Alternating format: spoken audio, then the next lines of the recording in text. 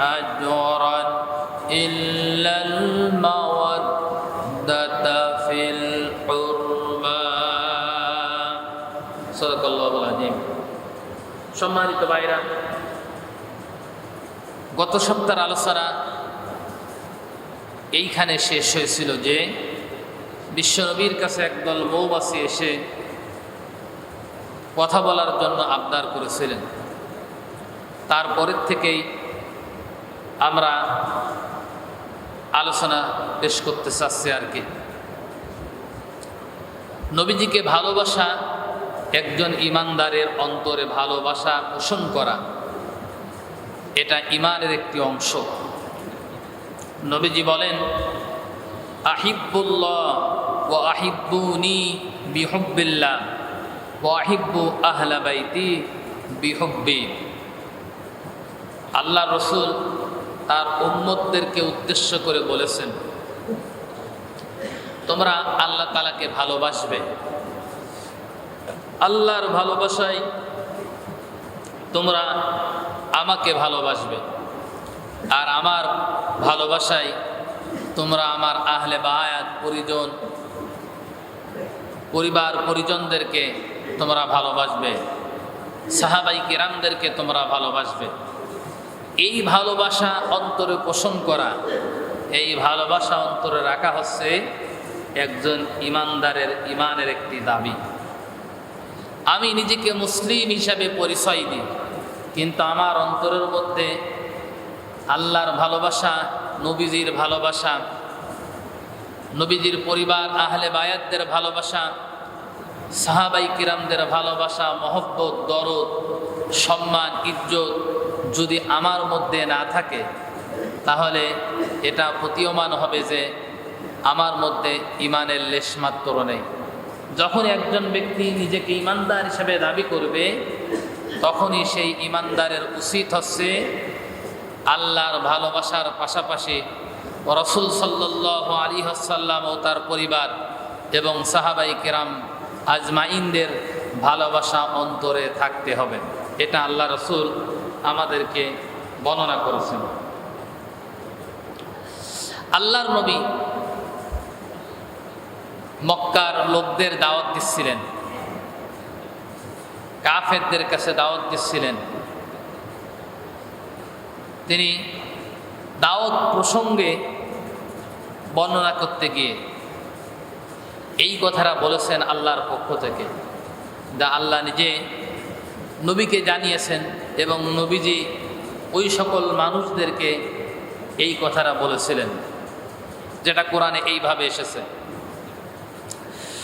قُلْ لَا أَسْأَلُكُمْ عَلَيْهِ أَجْرًا إِلَّا الْمَوَدَّةَ فِي الْقُرْبَى। হে নবী, আপনি বলুন, আমি এর বিনিময়ে তোমাদের কাছ থেকে আত্মীয়তার সৌহার্দ্য ছাড়া অন্য কোনো বিনিময় চাই না। আত্মীয়তার যে সৌহার্দ্য আছে, ভালোবাসা আছে, পারিবারিক, সামাজিক সকল দিক থেকে, আমি একটা দিকে তোমাদেরকে আহ্বান করতেছি। এই আহ্বানের জন্য আমি তোমাদের কাছে কোনো পারিশ্রমিক চাচ্ছি না, আমি তোমাদের কাছে আত্মীয়তার সৌহার্দ্য চাচ্ছি। তোমরা যদি তা না মানো, তাহলে বিরোধিতা করো না, আত্মীয়তার সৌহার্দ্যপূর্ণ আচরণ করো আমার সাথে, এবং এইটা বুঝতে স্বীকার করো, বোঝার চেষ্টা করো।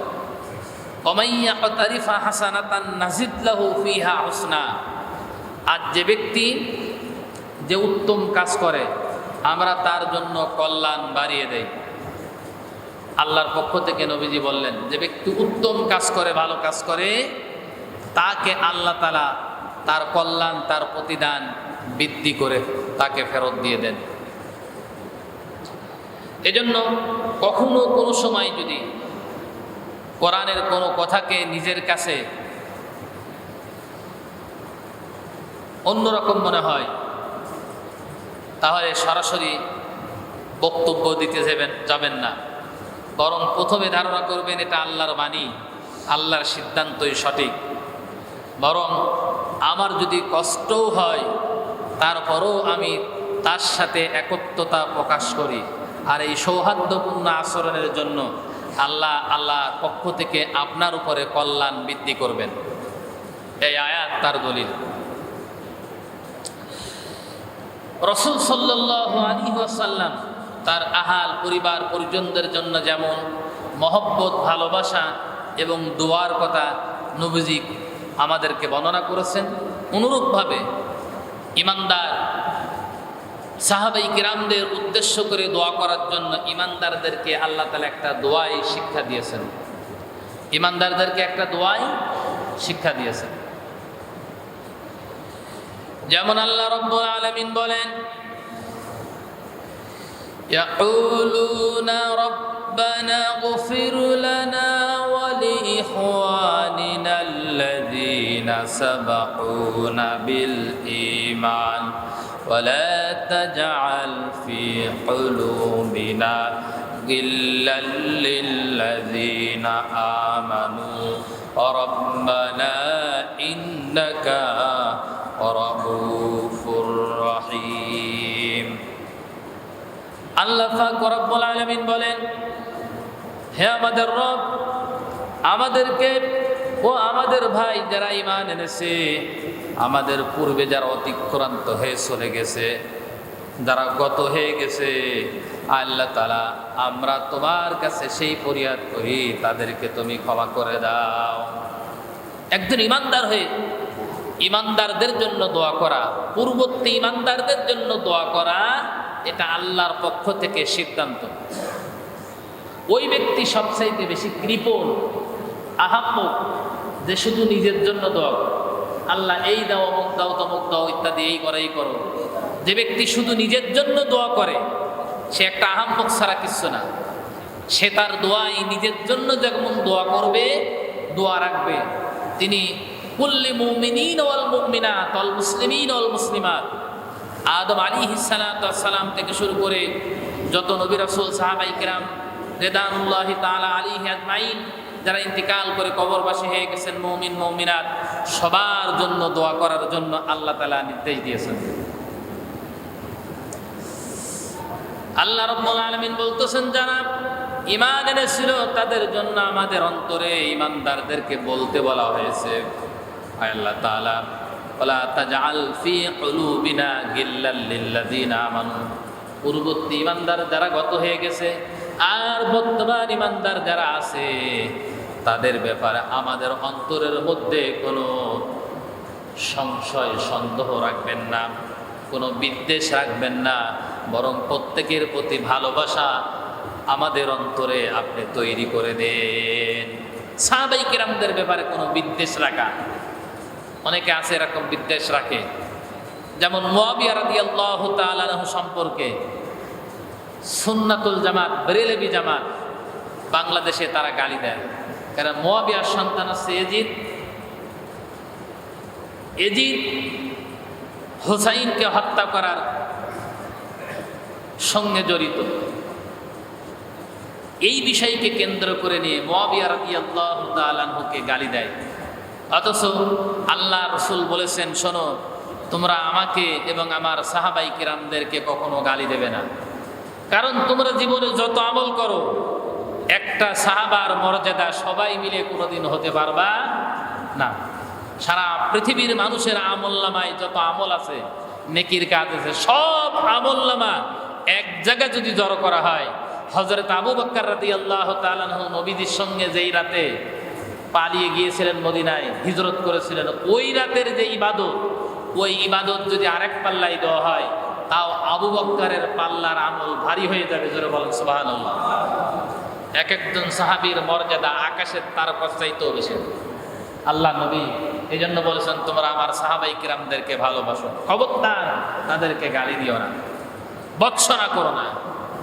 এই জন্য সাহাবীদের নাম যখন আমরা শুনি, তখন সাথে সাথেই পড়ি রাদিয়াল্লাহু আনহু।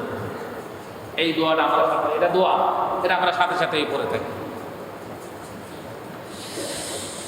প্রিয় ভাইরা আমার,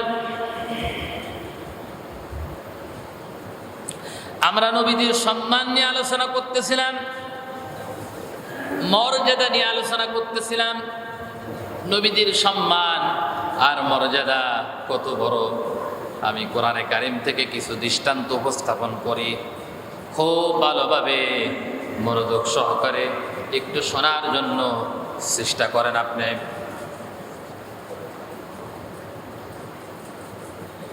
প্রিয় ভাইরা আমার, আল্লাহ রাব্বুল আলামিন বর্ণনা করতেছেন, ইয়া আইয়ুহাল্লাযীনা আমানু লা তুকদ্দিমু বাইনা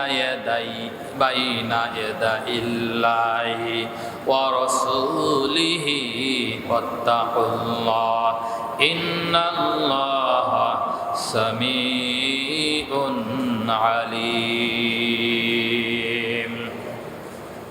ইয়া আইয়ুহাল্লাযীনা আমানু, আল্লাহ তাআলা বর্ণনা করতেছে, হে ঈমানদাররা, তোমরা আল্লাহ ও তার রাসূলের সামনে অগ্রগামী হইও না। রাসূল তোমাদের এমন একজন ব্যক্তি রাসূল সাল্লাল্লাহু আলাইহি ওয়াসাল্লাম এমন একজন ব্যক্তি, তোমরা যখন তার সাথে হাঁটা চলা করো, রাস্তায় যখন চলার সময় অনেক সময় আমরা যেমন নেতাদের সামনে চলতে গিয়ে কর্মীরাও অনেক সময় নেতার আগে চলে যায়, না যায় না? কর্মীরাও নেতার আগে চলে যায়, আগে হাঁটাহাঁটি করে, রাস্তা ক্লিয়ার করে যে নেতা আসতেছে এককেন। এরকম চিন্তা ভাবনার আলোকে অথবা কিছু ফটো শো করার জন্য আমি নেতার সামনে আসি, ভবিষ্যতে এই ফটোটা কাজে লাগানো যায় কিনা, এরকম চিন্তা ভাবনার আলোকে আমরা এই কাজগুলো করে থাকি আর কি। প্রিয় ভাইরা আমার, কিন্তু আল্লাহ রাব্বুল আলামিন নবীজির ব্যাপারে তা ভিন্ন করে দিয়েছেন। আল্লাহ বলতেছেন, ইয়া আইয়ুহাল্লাযীনা আমানু লা তুকদ্দিমু বাইনা ইয়াদাইল্লাহ, তোমরা যখন হাঁটাহাঁটি করো তখন হাঁটাহাঁটির সময় খবরদার তোমরা হাঁটতে গিয়ে রসুলের আগে অগ্রগামী হতে পারবে না। এটা রসুলের সম্মান, এটা রসুলের ইজ্জত, আল্লাহ নিষেধ করে দিয়েছেন। কত বড় কথা যে তুমি চলতে গিয়ে কখনোই সামনে এরকম করতে পারবে না। প্রিয় ভাইরা আমার, এরপর আল্লাহ রাব্বুল আলামিন নবীজির সম্মানের ব্যাপারে আবার আলোচনা করতেছেন এইভাবে। আল্লাহ রাব্বুল আলামিন বলেন, ইয়া আইয়ুহাল্লাযীনা আমানু লা তারফাউ আসওয়াতাকুম ফাওকা সাওতিন নাবিয়্যি ولا تجهروا له بالقول كجهر بعضكم لبعض أن تحبط أعمالكم وأنتم لا تشعرون। জোরে বলেন আল্লাহু আকবার।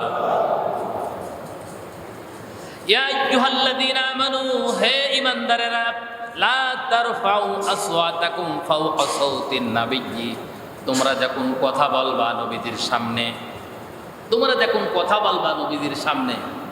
আমরা নেতাদের সামনে কথা বলে থাকি, তোমরা যখন নবীজির সামনে কথা বলবা, খবরদার আমার নবীর কণ্ঠস্বরের উপরে তোমাদের কণ্ঠস্বর যেন উঁচু না হয়ে যায়। এই আয়াতটা নাজিল হওয়ার একটা প্রেক্ষাপট আছে। বনি তামিম গোত্র প্রতিনিধি দল নবীজির কাছে এসেছেন একটা ফাইসালা নিতে। ওই গোত্রের লোকরা ইসলাম কবুল করেছে, ওই গোত্রের লোকদেরকে পরিচালনা করার জন্য গোত্র প্রধান নিযুক্ত করা হবে। এই মর্মে নবীজির সামনে সাহাবায়ে কেরাম কথা বলতেছিলেন। হযরত আবু বকর একজনের নাম প্রস্তাব করলেন, হযরত ওমর আর একজনের নাম প্রস্তাব করলেন। আর দুইজনের মাঝখানে এই প্রস্তাবের ব্যাখ্যা নিয়ে, প্রস্তাবের ঘটনা নিয়ে নবীজির কণ্ঠস্বরের চাইতে হযরত ওমরের কণ্ঠটা উপর হয়ে গেল, উঁচু হয়ে গেল। হযরত ওমরের কণ্ঠটা নবীজির কণ্ঠর চাইতে উচ্চ কণ্ঠে, তিনি এমনিতেই উঁচু লম্বা ছিলেন, স্বাস্থ্যবান ছিলেন, তার কণ্ঠ এমনিতেই মোটা ছিল। তিনি যখন কথা বলতেন ভয়েসের সঙ্গে কথা বলতেন, এবং হযরত ওমরের কথা মানুষ দূরের থেকেই বুঝতে পারত যে কথা ওমর কষ্ট, তার কথা শুনলেই বুঝে যেত যে ওমর কথা বলতেছে। এত বড় ভয় দিলাম মানুষ। নবীজির কণ্ঠস্বরের চাইতে ওমরের কণ্ঠস্বর উঁচু হয়ে গেল। উঁচু হয়ে যাওয়ার সাথে সাথেই আল্লাহ রাব্বুল আলামিন এই আয়াতটা নাজিল করলেন, ইয়া আইয়ুহাল্লাযীনা আমানু লা তারফাউ আসওয়াতাকুম ফাওকা সাওতিন নাবিয়্যি, হে ঈমানদাররা খবরদার, আমার নবীর কণ্ঠস্বরের উপরে তোমরা কখনো কণ্ঠস্বর উঁচু করে কথা বলতে পারবে না। হযরত ওমর যখন এই আয়াত শুনলেন, ওমর রাদিয়াল্লাহু তাআলা আনহু তার মাথা নিচু হয়ে গেল।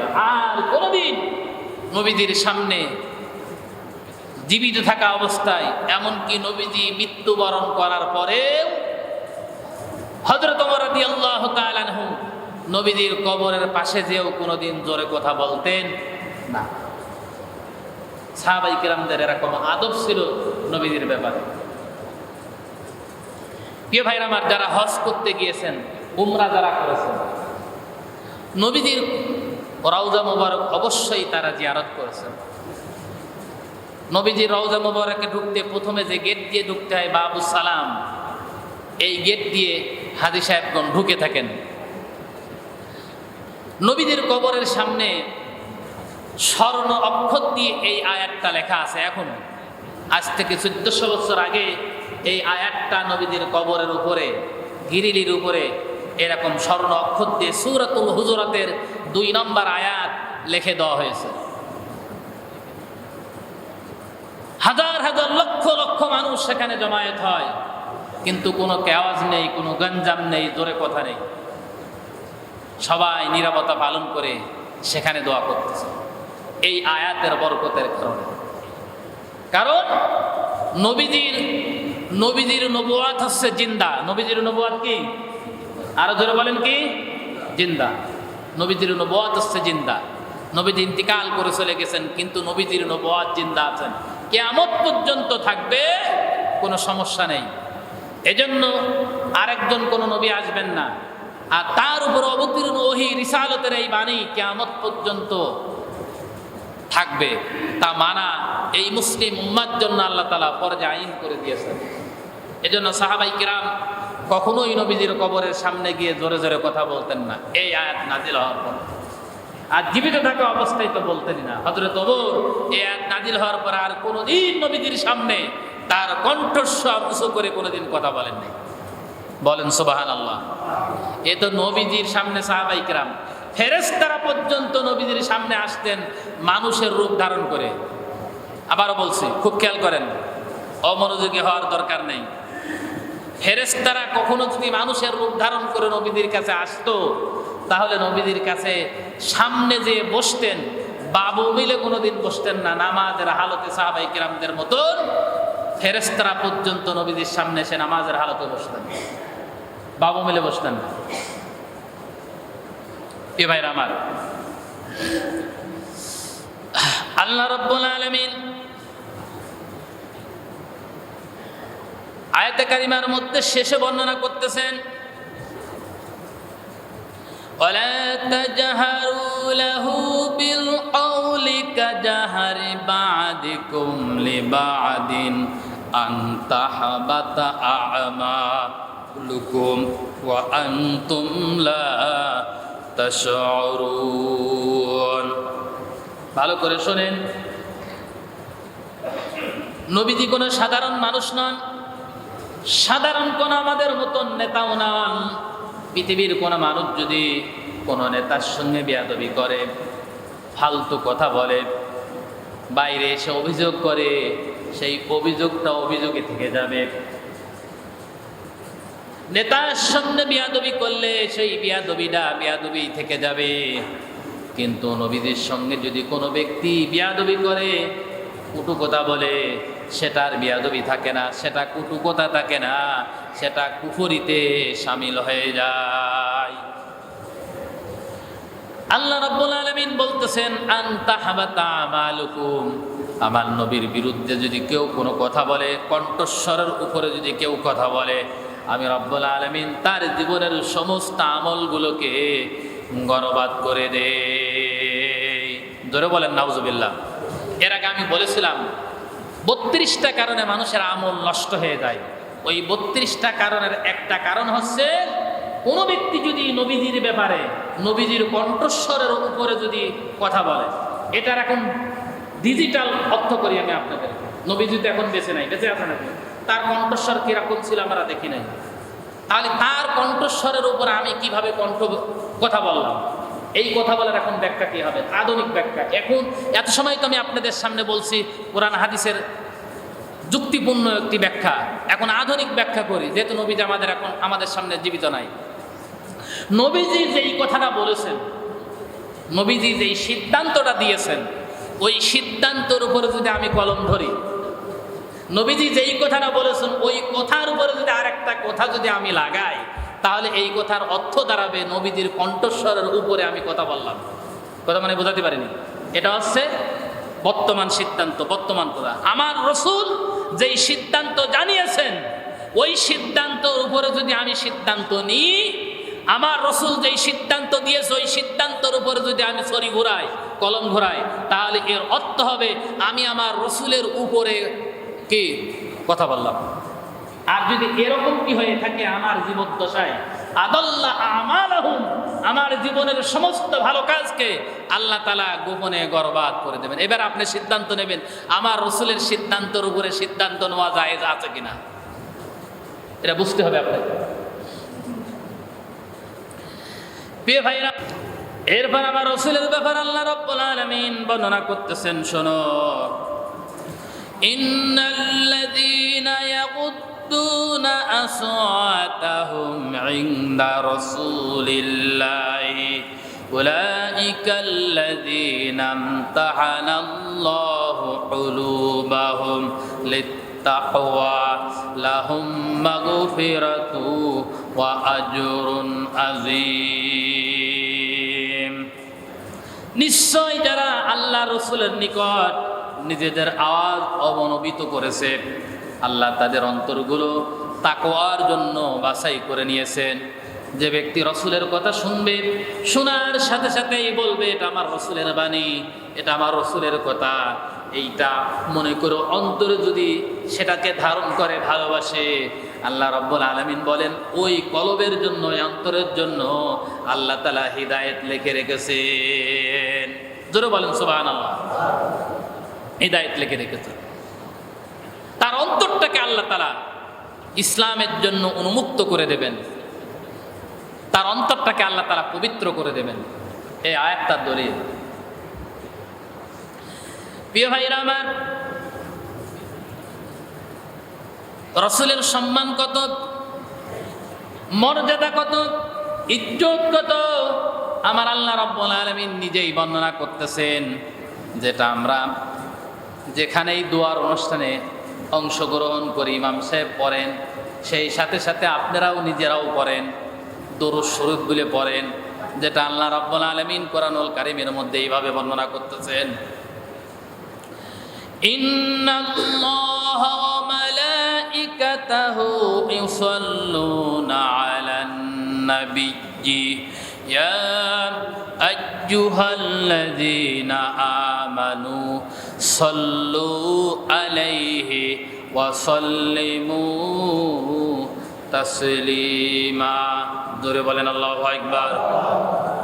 ইন্নাল্লাহ, আল্লাহ বলছেন নিশ্চয় আমি আল্লাহ, ওয়া মালাইকাতাহু, আমি আমার ফেরেশতা মণ্ডলী, ইউসাল্লুনা আলান নাবিয়্যি, আমার নবীর প্রতি দরুদ ও সালাম পেশ করি। স্বয়ং আল্লাহ নবীর উপরে কি করেন? দরুদ ও সালাম পেশ করেন, এবং তার ফেরেশতা মণ্ডলীও নবীর উপরে দরুদ ও সালাম পেশ করেন।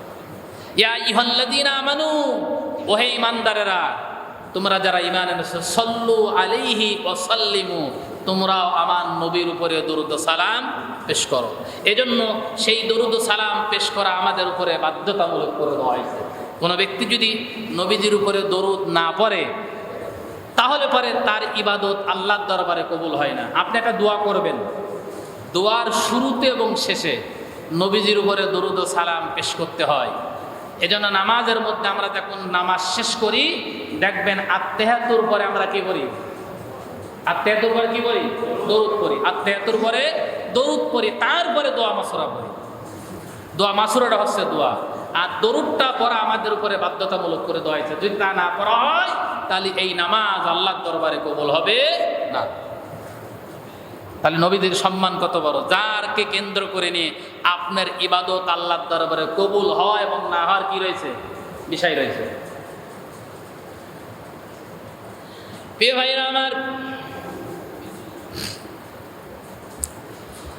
আল্লাহ রাব্বুল আলামিন বর্ণনা করতেছেন, লা তাজআলু দুআআর রাসূলি বাইনাকুম কাদুআই বা'দিকুম বা'দা।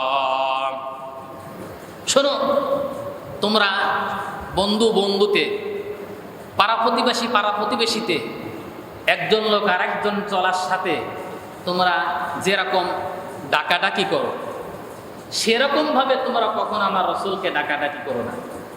আমরা এখানে আসি, হঠাৎ করে একজন লোকের প্রয়োজন হলো, এই আব্দুর রহিম শুনে যা, বলে ফেললাম এরকম, আব্দুল করিম শুনে যা, বা অথবা এর চাইতে একটু শালীন ভাষায় বললাম, অথবা এর চাইতে একটু কোমা ভাষায় বললাম। এরকম আমরা বলা বলি করি না? আরো জোরে বলেন। এটা আমরা করি। আমি আমার সন্তানকে ডাকতেছি, আপনি আপনার সন্তানকে ডাকছেন, অথবা ছোট অথবা বড় কোনো ব্যক্তিকে আপনি ডাকছেন। আমরা যেরকম ডাকাডাকি করি সামাজিকভাবে, আল্লাহ সরাসরি আয়াত নাজিল করে বর্ণনা করতেছেন, লা তাজআলু দুআআর রাসূল বাইনাকুম কাদুআই বা'দিকুম বা'দা। খবরদার আমার রসুলকে তোমরা সেই রকম ডাকাডাকি করেন, এই মুহাম্মদ শুনে যা। কথা কি বুঝাতে পারলাম? মুহাম্মদ সাল্লাল্লাহু আলাইহি সাল্লাম জীবিত থাকা অবস্থায় তার সাথী এবং সঙ্গীরা এবং অন্যান্য কোনো লোকরা, তার বড় এবং ছোটরা এই কথা এইভাবে আহ্বান করার কোনো এখতিয়ার আল্লাহ তাআলা দেন নেই। এই মুহাম্মদ হাজিতে শুনে যা, এই কথা বলার কোনো অনুমোদন আল্লাহ তাআলা দেন নেই। কত বড় কথা আপনি চিন্তা করেছেন, অথচ আপনার প্রয়োজন, আপনি এইভাবে ডাকবেন, এইভাবে ডাকার অনুমতি আল্লাহ তাআলা দেননি। প্রিয় ভাইরা আমার, আবার আমরা অনেক সময় কোনো মানুষের প্রয়োজন হলে বাজার ঘাটে যদি না পাই, কোনো জায়গা না পাই, তাহলে তার বাড়িতে চলে যায়, ঠিক কিনা? খোঁজ করার জন্য বাড়িতে চলে যায়। বাড়ির মধ্যে না ঢুকেই বাড়ির দরজার সামনে, গেটের সামনে দাঁড়িয়ে বলি, অমুক বাড়ি আসো কিনা, তমুক বাড়ি আসো কিনা, নাম ধরে ধরে ডাকি। এটা আমাদের সমাজ জামাতের মধ্যে একটা বিষয়, এগুলো আমরা করে থাকি প্রয়োজনের তাগিদে। কিন্তু আল্লাহ রাব্বুল আলামিন নবীজির ব্যাপারে এইটাও করতে কোরআনে কারিমে নিষেধ করেছেন।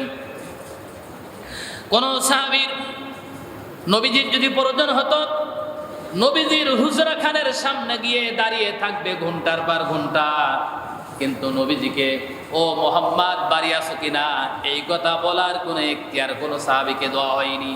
কারণ আমার আল্লাহ রাব্বুল আলামিন কোরআনুল কারীমের মধ্যে সরাসরি আয়াত নাজিল করেছেন, ইন্নাল্লাযীনা ইউনাদুনাকা মিন ওয়ারাইল হুজুরাতি আকসারুহুম লা ইয়াকিলুন। জোরে বলেন আল্লাহু আকবার। প্রিয় ভাইরা আমার, দেখেন নবীজির সম্মান আর মর্যাদা কতবার। আপনি বন্ধুর বাড়িতে গিয়ে, চাচার বাড়িতে গিয়ে, ভাইয়ের বাড়িতে গিয়ে, প্রতিবেশীর বাড়িতে গিয়ে বাড়ির বাইরের থেকে ডাকতেছেন, এই অমুক তমক বাড়ি আছিস নাকি, বাড়ায়, তোর দরকার কো। আমরা এই ভাষায় কথা বলি, কিন্তু কোন সাহাবী এইরকম মুহাম্মদ সাল্লাল্লাহু আলাইহি সাল্লামের সঙ্গে কথা বলুক, আল্লাহ এটা চাননি। এজন্য আল্লাহ বলতেছেন, শোনো, নিশ্চয় যারা তোমাকে হুজরা সমূহের পিছন দিক থেকে ডাকাডাকি করে, অধিকাংশ লোকই বোঝে না তোমার সম্মান সম্পর্কে। বরং ওয়ালাউ আন্নাহুম সাবারু, তারা যদি সেখানে দাঁড়িয়ে থাকতো ধৈর্য ধারণ করে, তাহলে কিন্তু হাত্তা তাখরুজা ইলাইহিম লাকানা খায়রাল লাহুম। আল্লাহ বলতেছেন, শোনো, তুমি যদি তাদের কাছে বের হয়ে আসা পর্যন্ত যদি তারা ধৈর্য ধারণ করত, তাহলে সেটাই তাদের জন্য কি হতো, লাকানা খায়রাল লাহুম, সেটা তাদের জন্য উত্তম হতো। আল্লাহ নবীজিকে এরকম সম্মান দান করেছে। এজন্য নবীজির নাম যখনই যে অবস্থায় আপনি শুনবেন না কেন, নবীজির নাম শোনা মাত্রই সাথে সাথেই আমরা পড়ি সাল্লাল্লাহু আলাইহি ওয়াসাল্লাম, সাথে সাথেই পড়তে হয়।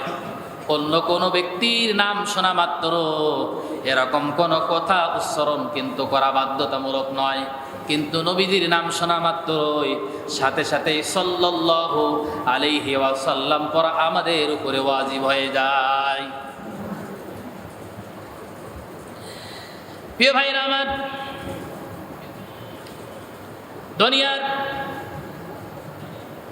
দুনিয়া আমরা চলাফেরা করতে গিয়ে, সমাজ জামাত করতে গিয়ে, প্রয়োজন পূরণ করতে গিয়ে, চাকরি বাকরি করতে গিয়ে অনেক সময় আমাদেরকে আমাদের ব্যক্তি জীবনের ভেরিফিকেশনের প্রয়োজন হয়। প্রশাসন সেটা করে, অথবা চাকরির জন্য আমাদের যেই সিভিগুলো জমা দিতে হয়, জমা দেওয়ার সঙ্গে সঙ্গে ওর সঙ্গে আরেকটা জিনিস জমা দিতে হয়, আমাদের নাগরিকতা সার্টিফিকেট জমা দিতে হয়, প্রশংসাপত্র জমা দিতে হয়। আবার এই সার্টিফিকেট আমরা নিয়ে আসতে যাই ইউনিয়ন কাউন্সিল থেকে, চেয়ারম্যান সাহেব দেন, তিনি লিখে দিচ্ছেন আমার জানা মতে এই লোকটা অত্যন্ত ভালো, ইত্যাদি ইত্যাদি বিভিন্ন কথা এবং ভাষার মাধ্যমে তিনি লিখে দেন। অথচ যেই চেয়ারম্যান সাহেব আমার জীবনের সার্টিফিকেট দিল, দেখা গেল তার জীবনের চরিত্রটাও উলট পালট, জোরে বলেন ঠিক কিনা? তার জীবনের চরিত্র ঘুটাঘুটি করলে অনেক অসঙ্গতি বিষয় সামনে আসবে, অথবা আমার চরিত্রের কোনো বিষয় ঘুটাঘুটি করলে অসঙ্গতি আসতে পারে। কিন্তু নবীদের সম্মান আর মর্যাদা এত বড় যে আল্লাহ রাব্বুল আলামিন সরাসরি তার জীবনের চরিত্রের সার্টিফিকেট দিয়েছেন। আমার আল্লাহ রাব্বুল আলামিন বর্ণনা করতেছেন, ইন্নাকা লাআলা খুলুকিন আযীম। জোরে বলেন সুবহানাল্লাহ। আযীম, বিশাল ব্যাপার। আল্লাহর একটা সিফাতি নাম, সবচাইতে বড় সিফাতি নাম হচ্ছে আযীম। এই সিফাতি নামটা আল্লাহ তাআলা নবীজির নামের সামনে ব্যবহার করেছেন। ও নবী, আমি সার্টিফিকেট দিচ্ছি আপনার চরিত্র মহান চরিত্র, পুত পবিত্র চরিত্র, আপনার চরিত্রের মধ্যে বিন্দু পরিমাণ কোনো কলঙ্কের দাগ নাই। জোরে বলেন সুবহানাল্লাহ। সার্টিফিকেট কে দিচ্ছেন? আরো জোরে বলেন, কে দিচ্ছে? আল্লাহ দিচ্ছে। পৃথিবীর কোনো রাজা বাদশা সার্টিফিকেট দিচ্ছেন না। এজন্য নবীজির নামের সামনে যদি কোনো ব্যক্তি বেয়াদবি করে, তার এই পৃথিবীতে বেঁচে থাকার কোনো অধিকার নাই, সাথে সাথে তাকে কতল করে ফেলা ইসলামী শরিয়াতে জায়েজ আছে।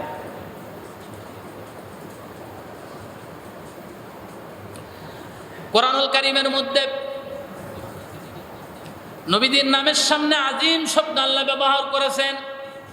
তিনজন নবীর নামের সামনে আল্লাহ রাব্বুল আলামিন তার সিফাতি নাম ব্যবহার করেছেন। একটা হচ্ছেন হযরত ইসমাঈল আলাইহিস সালাম, তাকে উদ্দেশ্য করে বলতে গিয়ে আমার আল্লাহ বলেছেন বিগুলামিন হালিম, সে একজন ধৈর্যশীল সন্তান। কারণ ইব্রাহিম আলাইহিস সালাম আল্লাহর কাছে দোয়া করেছিলেন, রব্বি হাবলি মিনাস সালিহিন, আল্লাহ তাআলা তুমি আমাকে একটা সন্তান দান করো। আল্লাহ রাব্বুল আলামিন পরবর্তী সময় তাকে জানিয়েছিলেন, আমি এমন একজন সন্তান আপনাকে দান করলাম, বিগুলামিন হালিম, একজন ধৈর্যশীল সন্তান দান করলাম। এই হালিমটা হচ্ছে আল্লাহ রাব্বুল আলামিনের সিফাতি নাম, যেটা ইসমাঈল আলাইহিস সালামের নামের সামনে আল্লাহ রাব্বুল আলামিন ব্যবহার করেছেন। আরেকজন নবী হযরত ইয়াকুব আলাইহিস সালামের নামের সামনে আল্লাহ রাব্বুল আলামিন আরেকটা সিফাতি নাম ব্যবহার করেছেন, বিগুলামিন আলিম। আলিমটাও আল্লাহ রাব্বুল আলামিনের সিফাতি নাম।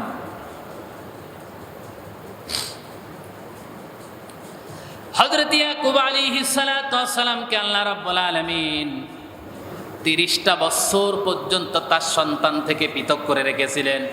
তিনি আল্লাহর জন্য সন্তান পাওয়ার জন্য তিনি ধৈর্য ধারণ করেছিলেন। আল্লাহ রাব্বুল আলামিন তাকে বিগুলামিন আলিম শব্দ ব্যবহার করেছেন তার জন্য। সবচাইতে উচ্চ মর্যাদার সিফাতি নাম আর কারোর জন্য আল্লাহ ব্যবহার করেন নাই, কেবলমাত্র আল্লাহ রাব্বুল আলামিন ব্যবহার করেছেন বিশ্ব নবীর নামের সামনে। বলেন সুবহানাল্লাহ। এছাড়াও আরো 3টা জায়গায় আল্লাহ তাআলা আযীম শব্দটা ব্যবহার করেছেন 3টা নামের সামনে। কিয়ামতের নামের সামনে আল্লাহ তাআলা আযীম শব্দ ব্যবহার করেছেন। ইকতারাবাত ঝালঝালাতাস সাআতি শাইউন আযীম। এই জায়গা আল্লাহ রাব্বুল আলামিন সূরাতুল হজের প্রথম দিকে আল্লাহ রাব্বুল আলামিন ব্যবহার করেছেন কিয়ামতের নামের সামনে। কুরআনের নামের সামনে আল্লাহ রাব্বুল আলামিন আযীম শব্দ ব্যবহার করেছেন এবং আল্লাহর নামের সামনে আল্লাহ নিজে আযীম শব্দ ব্যবহার করেছেন। আয়াতুল কুরসির মধ্যে দেখবেন আছে। প্রিয় ভাই আমার, এই আযীম শব্দটা অত্যন্ত চমৎকার এবং সবচাইতে বড় সিফাতি নাম, যেটা আমাদের প্রিয় নবীর নামের সামনে ব্যবহার হয়েছে।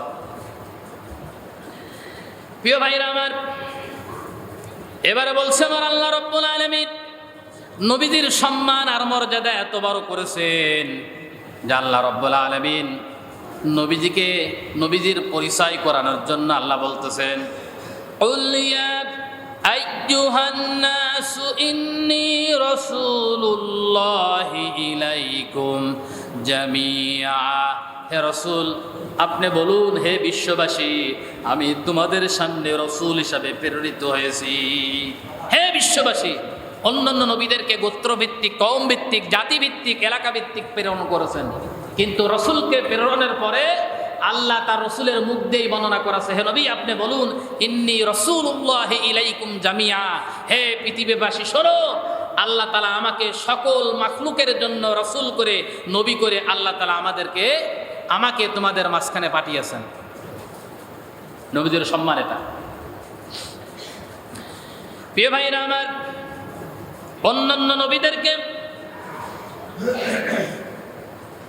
ইন্দ্রিয় ভিত্তিক মুজিজা প্রদান করেছেন, যেমন মূসা আলাইহিস সালাতু ওয়াস সালামকে মুজিজা প্রদান করেছেন একটা লাঠি। সুলাইমান আলাইহিস সালাতু ওয়াস সালাম মুজিজা প্রদান করেছেন সিংহাসন বা একটা আংটি। হযরতে সালেহ আলাইহিস সালাতু ওয়াস সালামকে মুজিজা প্রদান করেছেন তার একটা উটনি। ঈসা আলাইহিস সালাতু ওয়াস সালাম মুজিজা প্রদান করেছেন হাত দিয়ে কোনো রুগ্ন ব্যক্তির উপরে হাত দিলে সাথে সাথেই তিনি ভালো হয়ে যেতেন, এরকম মুজিজা দান করেছেন। কিন্তু আমার আপনার নবী, বিশ্ব নবী মুহাম্মদুর রাসূলুল্লাহ সাল্লাল্লাহু আলাইহি ওয়াসাল্লামকে আল্লাহ রাব্বুল আলামিন ইন্দ্রিয় ভিত্তিক কোনো মুজিজা দান করেন নাই। আমার আল্লাহ রাব্বুল আলামিন বিশ্ব নবীকে জ্ঞান ভিত্তিক মুজিজা দান করেছেন, তার নাম কোরআন। তার নাম কি? কোরআন। অন্যান্য নবীদের যত মুজিজা আল্লাহ রাব্বুল আলামিন পৃথিবীতে দিয়েছেন, সকল নবীরা ইন্তিকাল করার পরে সেই মুজিজাকে আল্লাহ রাব্বুল আলামিন দুনিয়ার বুক থেকে তুলে নিয়েছেন। কিন্তু আমার আপনার নবীকে আল্লাহ রাব্বুল আলামিন যেই মুজিজা দিয়েছেন, তিনি ইন্তিকাল করে মদিনা মুনাওয়ারায় শুয়ে আছেন, কিন্তু এখন পর্যন্ত তার মুজিজাকে আল্লাহ রাব্বুল আলামিন উঠান নাই।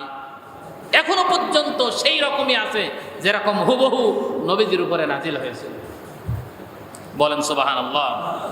প্রিয় ভাইরা আমার, আর এটাকে সবচাইতে বড় মুজিজা হিসাবে আল্লাহ নিজে আখ্যায়িত করেছেন। পৃথিবীতে অনেক মানুষ অনেক কিছু সংগ্রহ করে আনন্দ আছে, কেউ তার জ্ঞান দিয়ে, মেধা দিয়ে, শক্তি দিয়ে অর্থ সম্পদ অর্জন করেছে, সেটা নিয়ে সে গর্ব করতেছে। কোনো ব্যক্তি তার ক্ষমতা দিয়ে অনেক যোগ্যতার আসনে বসে তিনি গর্ব করতেছেন, আমার হাতে অনেক পাওয়ার আছে, আমার একটার কলমের খোঁচায় অনেক কিছু হয়ে যেতে পারে, এরকম নিজেরা নিজেদেরকে গর্ববোধ করতেছে ইত্যাদি ইত্যাদি বিষয় নিয়ে। কিন্তু আল্লাহ রাব্বুল আলামিন নিজে ঈমানদারদেরকে বলেছে, হে ঈমানদাররা, তোমরা যারা কোরআন পেয়েছো, তোমরা যারা কোরআন পড়তে পারো, কোরআন অনুযায়ী তোমরা যারা জীবন পরিচালনা করতে পারো, আমি তোমাদেরকে বলতেছি হুয়া খায়রুম মিম্মা ইয়াজমাউন, তোমরা দুনিয়ায় আনন্দ করো। জোরে বলেন সুবহানাল্লাহ। এটা আমার কথা না, আমার আল্লাহর কথা। দেখেন সূরাতুল ইউনূসের 58 নম্বর আয়াতে আল্লাহ তাআলা নিজেই কথাটা বলেছেন, কুল বিফাদলিল্লাহি ওয়া বিরহমাতিহি। ফদল শব্দের শাব্দিক অর্থ হচ্ছে অনুগ্রহ, দয়া। আর পৃথিবীতে মানব জাতির জন্য সবচাইতে বড় দয়া করেছেন, অনুগ্রহ করেছেন আমার আল্লাহ, সেটা আর কিছু না, তার নাম হচ্ছে কোরআনে কারীম নাজিল করে। জোরে বলেন সুবহানাল্লাহ। এর চাইতে বড় অনুগ্রহ অন্য কোনো জাতিকে আল্লাহ তাআলা করেন নাই। এজন্য আল্লাহ বলছেন কুল বিফাদলিল্লাহি ওয়া বিরহমাতিহি। হযরত আবু হুরায়রা, ইবনে আবু সাঈদ খুদরি এবং ইবনে আব্বাস রাদিয়াল্লাহু তাআলা থেকে একটি হাদিস বর্ণনা করা হয়েছে। তিনি বলছেন এখানে ফদল শব্দের শাব্দিক অর্থ হচ্ছে কোরআন, আর রহমত শব্দের শাব্দিক অর্থ হচ্ছে ইসলাম। যারা এই দুইটি তার জীবদ্দশায় পেয়েছে, এই দুইটি যারা অনুসন্ধান করে নিতে পেরেছে, তাদের চাইতে ভাগ্যবান ব্যক্তি আকাশের নিচেই এই জমিনের উপর আর একজন ব্যক্তিও কি নাই। প্রিয় ভাইরা আমার, সময় শেষ। আমরা নবীজির সম্মান এবং মর্যাদা নিয়ে আলোচনা করতেছিলাম। গত সপ্তাহে একটা বিষয় পর্যন্ত আলোচনা করেছিলাম। আজকে আমি আপনাদের সামনে নবীজির সম্মান এবং মর্যাদা নিয়ে আলোচনা করলাম। যেহেতু নবীজির অসুস্থতার মাস চলতেছে আর সামনে মাস আছে ওফাতের মাস। আমি গত সপ্তাহ আগেই বলে নিয়েছি, এই 2 মাস বা 1 মাস 2 সপ্তাহ পর্যন্ত একাধারে বিশ্বনবীর সম্মান, মর্যাদা, আনুগত্য, ওফাত নিয়ে আমি আপনাদের সামনে বিস্তারিতভাবে আলোচনা করার জন্য চেষ্টা করব। যা গত সপ্তাহে কিছু আংশিক বলেছিলাম, আজকে কিছু আংশিক আমি আপনাদের সামনে উপস্থাপন করলাম। প্রিয় ভাইরা আমার, আগামী সপ্তাহে আরো নবীদের সম্মান এবং মর্যাদা নিয়ে আরো বিস্তারিত আলোচনা করার জন্য চেষ্টা করবে ইনশাআল্লাহ, বিমাশিয়াতিল্লাহি তাআলা, ওয়া মা তাওফীকি ইল্লা বিল্লাহ।